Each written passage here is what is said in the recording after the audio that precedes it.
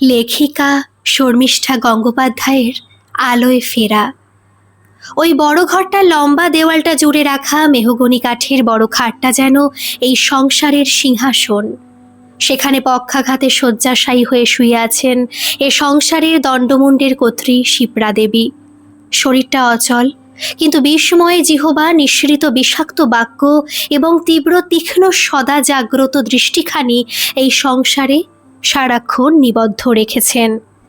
শরীর নিঃসার হলেও আর সমস্ত পঞ্চ ইন্দ্রিয়ের নাকপাশ দিয়ে আষ্ঠে পৃষ্ঠে সংসারের সঙ্গে নিজেকে জড়িয়ে বেঁধে রেখেছেন।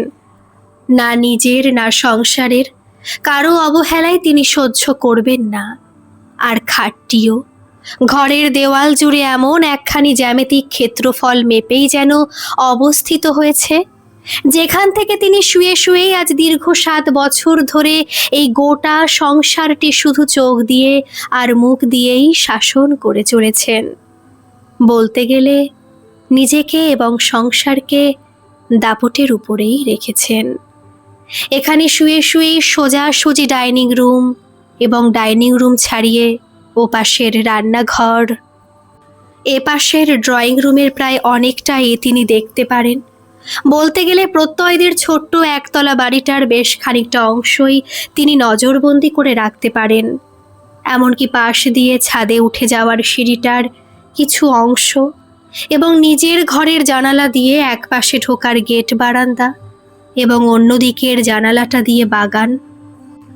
ছোট্ট বাড়িটার দক্ষিণমুখী এই বড় ঘরটাই সবচেয়ে আলো বাতাস চলাচল করে। তাই এই ঘরটি শিপ্রা দেবী সেই প্রথম থেকেই নিজের জন্য বরাদ্দ করেছিলেন। পাশের ছোট ঘরটা ছেলে প্রত্যয়ের। 2 ঘরের মাঝামাঝি একটা দরজা, তা কখনো পুরোপুরি বন্ধ হওয়ার জো নেই। অসুস্থ মায়ের ভয় লাগে সেজন্য ওটা ভেজানো থাকে দরকার হলে। আজ প্রায় বছর 5 যাবৎ বিয়ে হয়ে আসা স্তক বৌমা গুঞ্জার ক্ষমতা হয়নি ঘরের পর্দা থেকে ডাইনিং টেবিলের নুনের কৌটোটা পর্যন্ত বদলানোর, কি সোফার কুশন কভার থেকে টিভির কভারটা পর্যন্ত বদলানোর।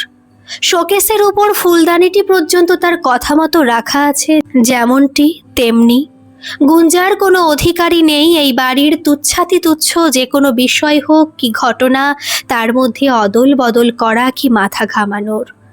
ও শুধু এই বাড়ির দেখভাল করার জন্য এসেছে, শিপ্রা দেবীর হুকুম পালন করার জন্য প্রত্যয়ের বউ হিসাবে এ বাড়িতে ওর আশা। এই তীক্ষ্ণ সুকঠিন নজরে সে আজ প্রায় 5 বছর নজরবন্দি। প্রত্যয়কে বলেও কোনো লাভ হয়নি। প্রত্যয়ের খাওয়া দাওয়া থেকে, বছর 2 মেয়ে পিউয়ের পরিচর্যা থেকে, বাইরের কোনো অনুষ্ঠানে উপহার কেনা থেকে, এমনকি ওদের ঘুরতে যাওয়াটি পর্যন্ত শিপ্রা দেবীর তর্জনী হেলনে অনুসৃত হয়। মোটের উপর শিপ্রা দেবীর শরীর অসাড় হওয়ার জন্য ওনার মুখের বাণী এবং চোখের জ্যোতি অতিশয় তীব্র আর তীক্ষ্ণ হয়ে উঠেছে, যা দিবারাত্রি একমাত্র গুঞ্জাকেই আক্রমণ করে চলেছে। আর এদিকে 5 বছর হলো এ বাড়িতে এসে গুঞ্জার কখনোই নিজেকে আস্ত একটা স্বাধীন মানুষ বলে মনে হয়নি। আর আজকাল তো প্রতিনিয়তই মনে হয় যেন খাঁচায় পোষা পাখি। এ বাড়ির প্রতিটি চাল পর্যন্ত আজও শিপ্রা দেবীর অনুমতি নিয়েই ফুটে ভাত হয়। সূর্যের আলো পর্যন্ত এ ঘরে প্রবেশ করার অনুমতি চায়। অনেকবারই প্রত্যয়কে বলেছে যে যদি খাটটা অন্তত ঘোরানো যেত পশ্চিমের ওপাশের জানলা বরাবর, তাতে অন্তত শাশুড়ির বাক্য না হোক চোখ দুটো থেকে মুক্তি পেত। কিন্তু না, তাতে শিপ্রা দেবী রাজি হননি। এই অবস্থানটি তার সংসারের সেরা অবস্থান, তিনি মোটেই এ স্থান ত্যাগ করবেন না। ফলত গুঞ্জার শত চেষ্টা করেও ওর নজরবন্দি অবস্থা কখনো ঘোচাতে পারেনি। আজ ফোনে মায়ের সঙ্গে কথা বলছিল গুঞ্জা। বাড়িতে বোনের বিয়ে, কেনাকাটা বিষয়ে ফোনে দীর্ঘ আলোচনায় মগ্ন মা মেয়ে। হঠাৎ পাশের ঘর থেকে মাঝের খোলা দরজা দিয়ে কর্ণবিদারী আওয়াজ ভেসে এলো, গুঞ্জা গুঞ্জা, তরকারিটা যে পুড়ে গেল। হাউ হাউ করে ধোঁয়া বের হচ্ছে, সে খেয়াল আছে? পোড়া গন্ধ পাচ্ছ না? মাগো মা, ৫-৫টা বছর পেরিয়ে গেল, এক মেয়ের মা হয়ে গেলে তাও বোধভাসী হলো না। দুটো ঘরের মধ্যে কোনো দূরত্বই নেই। এই মুহূর্তে মাঝখানে দরজাটিও হাট করে খোলা, তো এত জোরে চিৎকার করে বলারও কিছুই নেই। কিন্তু তবুও উনি তাও গুঞ্জার ওঠার কোনো লক্ষণ না দেখে বলেই চললেন, সারাদিন মায়ের সঙ্গে গুজগুজ ফুসফুস বলি, আজই কি বোনের বিয়ে দিয়ে ছাড়বে আমার সংসার চুলোর তলায় দিয়ে? উনি বলতে শুরু করলে সহজে থামেন না। ওপাশে গুঞ্জার মা বিথিকা দেবীর কানেও গেল ঝাঁঝালো কথার সুর। যা যা, শাশুড়ি কি বলছেন শোন গিয়ে, অসুস্থ মানুষ। তাড়াতাড়ি ফোন রেখে দিয়ে যাচ্ছি মা বলে ছুটে গেল রান্নাঘরে। না, কিছুই হয়নি। তরকারিতে একটু আগে জল দিয়ে গ্যাস সিমে করেই কথা বলছিল। কোথাও কোনো পোড়া গন্ধ নেই। মনটা বিষিয়ে উঠল। আবার ততক্ষণে অন্য কাজের হুকুম চলে এসেছে। আবার সেই চিৎকার, গুঞ্জা গুঞ্জা, কি অদ্ভুত মেয়ে তুমি, বলি চোখ কান সব বন্ধ রেখে কাজ করো তুমি। বলেছিলাম না বারান্দায় বাসনগুলো জল ঝরে গেছে, তুলে ফেলো, তা নয় রান্নাঘরে সাঁড়াশি হাতে নিয়ে দাঁড়িয়ে আছো। গুঞ্জা আবার বারান্দায় এলো শাশুড়ির কথা মতো বাসনগুলো তুলতে। কয়েকটি বাসন তোলা হয়েছে কি হয়নি, আবার শশব ব্যস্ত হয়ে হুকুম ভেসে এলো, গুঞ্জা গুঞ্জা, তাড়াতাড়ি ছাদে যাও, খুব জোর বৃষ্টি এলো বলে টুপটাপ পড়তেই শুরু করে দিয়েছে। যা, আচারের বোতলগুলো তো আছে, যাও যাও। শাশুড়ির এইরকম একের পর এক নিরবিচ্ছিন্ন কাজের তাড়া দেওয়া ব্যস্ত হুকুমে কেঁপে উঠল গুঞ্জার হাত। ততক্ষণে আরেকটি কাজের হুকুম হয়ে গেছে, ছাদে যাওয়ার সময় জলের পাম্পটাও চালিয়ে দিয়ে যেও। কে জানে ঝড় বৃষ্টি আসছে, কারেন্ট গেলে কতক্ষণে আসবে। বুবুন আবার অফিসে যাবে। কি হলো, দাঁড়িয়ে রইলে যে? যাও যাও, তাড়াতাড়ি সব কাজ সারো। শাশুড়ির তাড়াহুড়োয় হঠাৎ মনে পড়ল সেই তরকারিটার কথা, এতক্ষণে হয়ে যাওয়ার কথা। আর সব ছেড়ে ছুটে আসতে গিয়ে হাতে থাকা কাপ ডিশগুলো সব একসাথে ঝনঝন করে পড়ে ভেঙে গেল। ব্যাস, শিপ্রা দেবীর অবিশ্রান্ত বাক্যবাণ বর্ষিত হতে লাগলো গুঞ্জার উপর। আর গুঞ্জার রান্নাঘরের চিমনি আর ধোয়া ওঠা তেলের গন্ধের মাঝখানে দাঁড়িয়ে কাপ ডিশ ভেঙে ফেলা, আসন্ন বৃষ্টিতে সময় মতো জামা কাপড় না তোলা, আচারের শিশি না ঢোকানো, এখনো পর্যন্ত প্রত্যয়কে খেতে না দেওয়া ইত্যাদি দোষে দোষী হয়ে বুক ধড়ফড় করতে লাগলো। হাত পা ওর কাঁপছে, কপালে ঘাম দেখা দিচ্ছে, মনে হচ্ছে এখুনি মাথা ঘুরে পড়ে যাবে।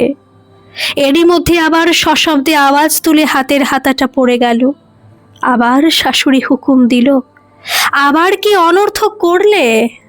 গুঞ্জা কোনো উত্তর না দিয়ে কাঁপতে থাকা হাতে ভাঙা কাপ ডিশের টুকরোগুলো তুলতে লাগলো। ভীষণ অসুস্থ লাগছে ওর, বমি বমি লাগছে, নিঃশ্বাস নিতে কষ্ট হচ্ছে। আজকালই এক অদ্ভুত রোগ গুঞ্জার মাথায় চেপেছে। সর্বক্ষণ একটা খচখচে ভয় বুকে চেপে বসে থাকে। এই বুঝি কিছু ভুল হয়ে গেল, উনি বুঝি রেগে গেলেন, বিরক্ত হলেন, এই বুঝি শাশুড়ি তাকে আঘাত করলো, অপমান করলো বা কর্কশ্বরে বিদ্ধ করলো। সবসময় একটা আড়ষ্টতা, কুণ্ঠা ঘিরে আছে গুঞ্জাকে। কারণ গুঞ্জা যে আঘাতের বিরোধিতা করতে জানে না, পারে না অপমানের প্রতিবাদ করতে। আর ঠিক সেই কারণেই আজ পর্যন্ত একটা দিনও সে স্বাধীনভাবে নিঃশ্বাস নিতে পারেনি এই সংসারে। এই সংসারে একমাত্র আশ্রয় তার 2 বছরের মেয়ে পিউ। কখনো কাজের ফাঁকে যখন পিউ মা বলে ছোট্ট ছোট্ট হাত দিয়ে ওর গলা জড়িয়ে ধরে, ও পৃথিবীর সব আঘাত অপমান ভুলে যায়। কিন্তু সেখানেও বাদস্বাধীন শিপ্রা দেবী ব্যঙ্গাত্মক স্বরে বলেন, কি ঘরে বসে মেয়ে সোহাগ করলেই হবে? আমার কাছে দাও ওকে। আর তুমি যাও তো, বুবুন আসবে, কিছু জলখাবার বানাও। কিংবা শুধু মাকে চেনালেই চলবে, ঠাকুমা কি পর? ইত্যাদি কথায় আহত হয় গুঞ্জা। প্রথম প্রথম গুঞ্জা ভেবেছিল প্রত্যয় অন্তত বুঝবে, কিন্তু নিজের মাকে বাবাকে সমস্যাটা বোঝাতে পারেনি। বিথিকা দেবী এবং বিজনবাবু বলেন, সংসারে কেউ নেই, ওই এক ননদ, তাও মাসে বছরে আসে, আর এক অসুস্থ শাশুড়ি, সে নিয়েও তোর সমস্যা? অসার নিঃসার মানুষ বিছানার ঘরের এক কোণে পড়ে থাকেন সারাদিন। সংসার তো তোরই। উনি একটা দুটো কথা বলেন মাত্র, হ্যাঁ কথাগুলো হয়তো বা একটু ঝাঁঝালো, কিন্তু উনি অসুস্থ মানুষ, এটুকু তো বুঝবি। তুই কিনা একমাত্র বউ ওনার, কে আর দেখবে ওনাকে? জামাই ভীষণ ভালো ছেলে, আর কি চাই তোর? একটুকু তো মানিয়ে নিতেই হয় রে গুঞ্জা। আর প্রত্যয়, সে অত্যন্ত মাতৃবৎসল ছেলে, মায়ের সম্পর্কে সে কিছুই শুনতে চায় না। বলে, কি বলছো গুঞ্জা? মা অসুস্থ, সারাদিন খাটে, একই জায়গায় একটা ঘরে শুয়ে থাকা জীবন তার, তাই হয়তোবা একটু খিটখিটে মেজাজের হয়ে গেছে, একটু মানিয়ে চলো। কি নিজের বাড়ি কি শ্বশুর বাড়ি, কাউকেই কখনো যদি বলেছে গুঞ্জা এ বিষয়ে? সবারই এক কথা, অসুস্থ মানুষ, একাকিত্বে ভুগছেন, একটু মানিয়ে নিতেই হয়। তুই না ওনার একমাত্র বউ, বউদের তো সংসারে এক অলিখিত চুক্তি আছে, সারা জীবনের দাসখত লিখে দেওয়া, মানিয়ে নেওয়ার চুক্তি। গুঞ্জা এক অবছরে দেখেছে সমাজে সংসারে সবাইকার সবটুকু অনুভূতি, সহানুভূতি, উৎকণ্ঠা, উদ্বেগ, চিন্তা সবটুকুই শুধুমাত্র শিপ্রা দেবী কেড়ে রেখে দিয়েছেন, আর ওর জন্য সংসার তুলে রেখেছে একরাশ মানিয়ে চলার ফিরিস্তি। শুধুমাত্র ননদ দিতি মাঝে মাঝে বলে, যাগ্গে তুই বলেই পারিস, নয়তো আমার মা টিকে তো আমি চিনি, কিন্তু ব্যাস ওইটুকুই, তা সেই বা কি আর করবে? তাই আজকাল আর কাউকে কিছু বলে না গুঞ্জা। আর দিনের পর দিন এই পরিবেশে মানিয়ে চলতে চলতে নিজের অস্তিত্বটাই যেন ফিকে হয়ে চলেছে একটু একটু করে।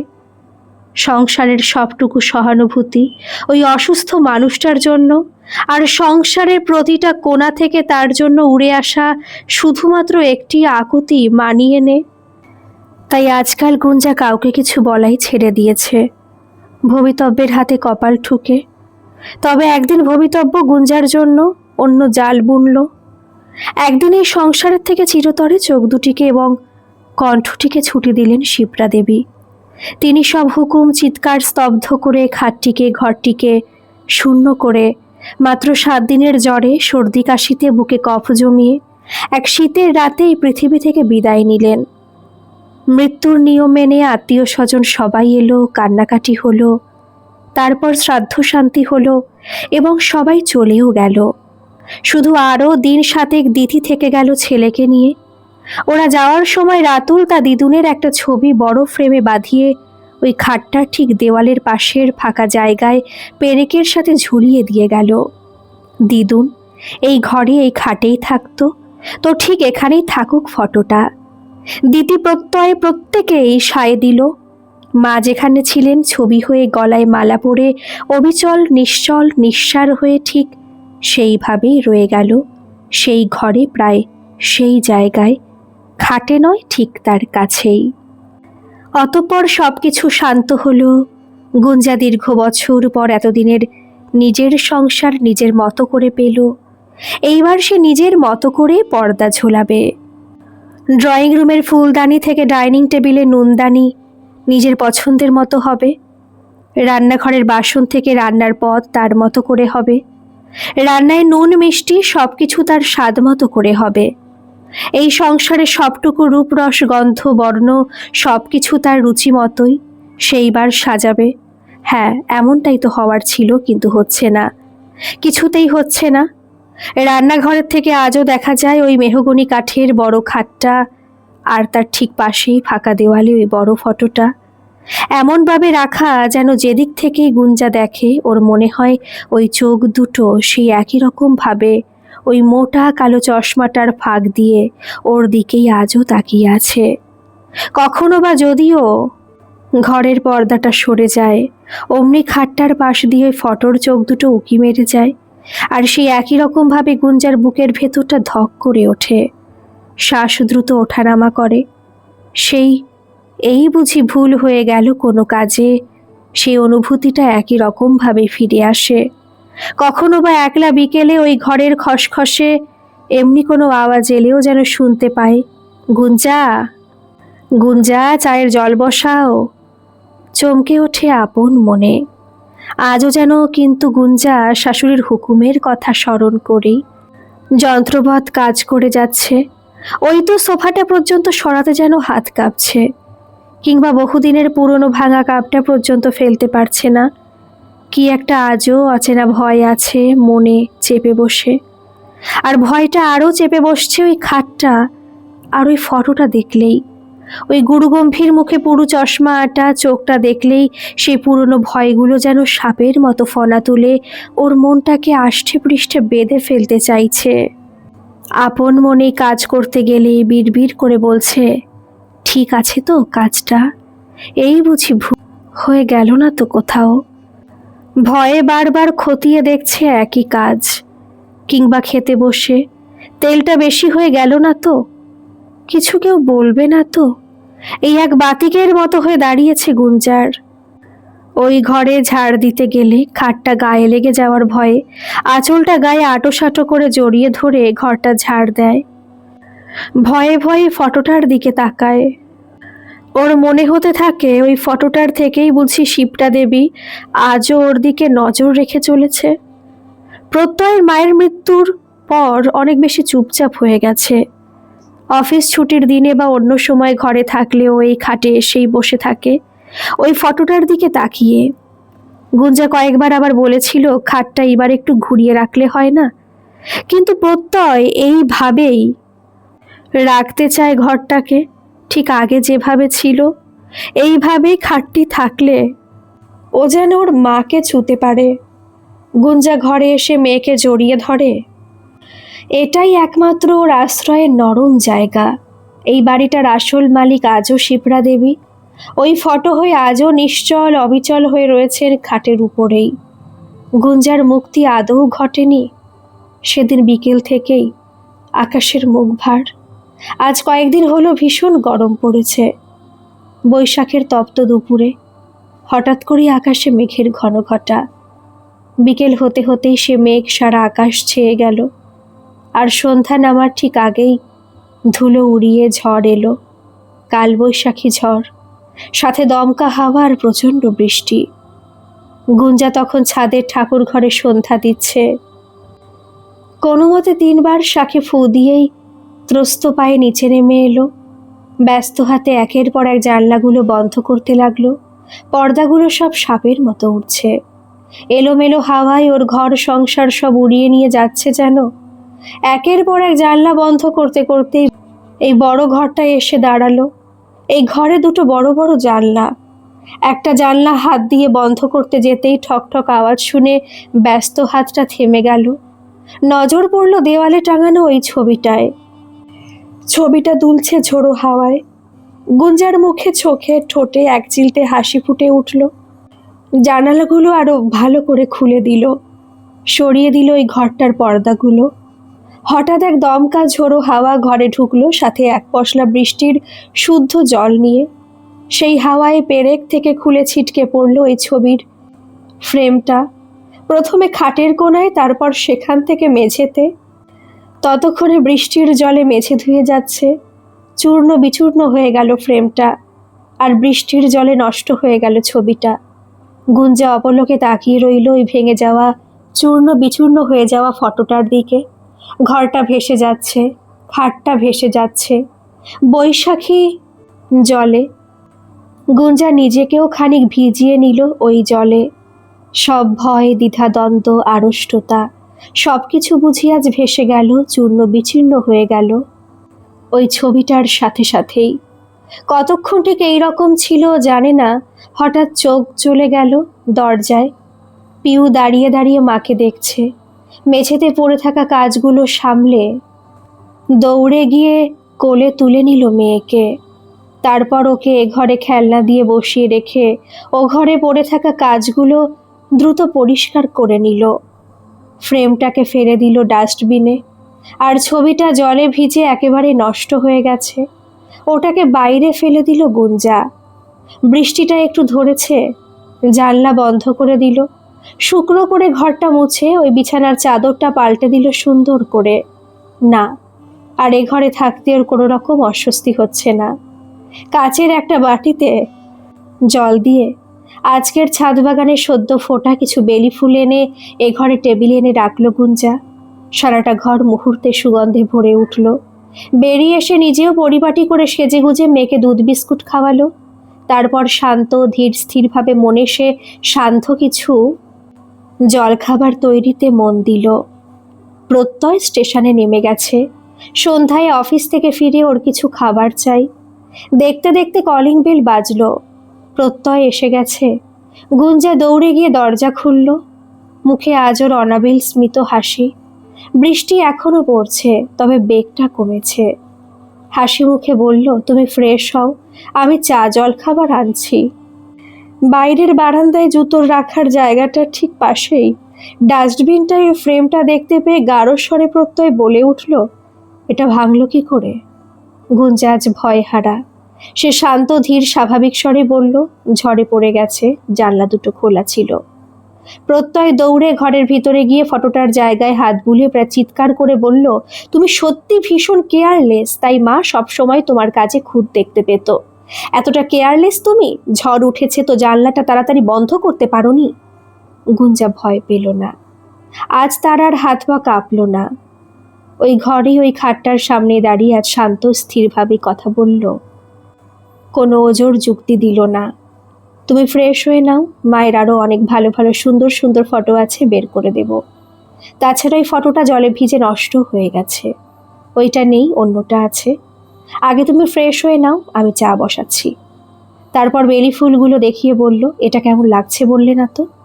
প্রত্যয়ের মনটাও যেন এই মুহূর্তে শান্ত স্নিগ্ধ হয়ে উঠল ওই ফুলগুলোর গন্ধে। গুঞ্জা শাশুড়ির আলমারি খুলে একটা পুরনো অ্যালবাম বের করে আনলো। চা জলখাবার খেতে খেতে দুজনে মিলে ফটো বাছতে লাগলো। গুঞ্জা সমস্ত ছবির মধ্যে থেকে একটা বহু পুরনো সাদা কালো ছবি বের করে আনলো। ছবিটা সম্ভবত শিপ্রা দেবীর কলেজ জীবনের, বিয়ের আগের ছবি। এ ছবিতে চোখে চশমা নেই, উজ্জ্বল সাংসারিক গ্লানি, ক্লান্তিহীন এক নরম চাহনি। কাঁধের একদিকে মোটা বিনুনি এলিয়ে পড়েছে। সারা মুখ জুড়ে এক নিষ্পাপ শান্ত স্নিগ্ধ হাসি ছবিটিতে উজ্জ্বল হয়ে আছে। এ ছবিতে শিপ্রা দেবীর 40 বছর ব্যাপী সাংসারিক জীবনের গ্লানি নেই, ক্লান্তি নেই, নেই কুটকাচালির ছাপ, নেই গুরু গম্ভীর মোটা চশমার ভেতর থেকে হাড় হিম করা চোখ রাঙানো শাসন। এ ছবির সর্বাঙ্গে এক সদ্য তরুণীর একরাশ আশা আকাঙ্ক্ষা চাহিদা ছড়িয়ে ছিটিয়ে আছে। এ ছবি যেন গুঞ্জার মনের ঠিক এই মুহূর্তের অবস্থানের সঙ্গে মিলে যায়। গুঞ্জা বলল, দেখো মাকে এই ছবিতে কি সুন্দর লাগছে, মা কি সুন্দর দেখতে ছিল। এই ছবিটাই আমরা বাঁধাবো। আর ছবিটা ও ঘরে নয়, থাকবে ড্রয়িং রুমে, শোকেসের উপরের দেওয়ালে, বাবার ফটোর পাশে। প্রত্যয় সম্মতি দিল। বাবা বাবা করে পিউ এসে কোলে উঠল প্রত্যয়ের। বৃষ্টি এতক্ষণে থেমে গেছে। গুঞ্জা গিয়ে ঘরের সব জানলাগুলো খুলে দিয়েছে। আকাশের পূর্ণিমার চাঁদ দেখা দিয়েছে। বাইরের ঠান্ডা হাওয়ায় ওর সংসারটা ভরিয়ে তুলল। আরও ঘর থেকে ভেসে আসছে সদ্য ফোটা বেলি ফুলের মিষ্টি সুবাস। আজকের এই গল্পটি আপনাদের কেমন লাগলো অবশ্যই কমেন্ট করে জানাবেন, আর ভালো লাগলে একটা সাবস্ক্রাইব করে আমার পাশে থাকবেন। ধন্যবাদ।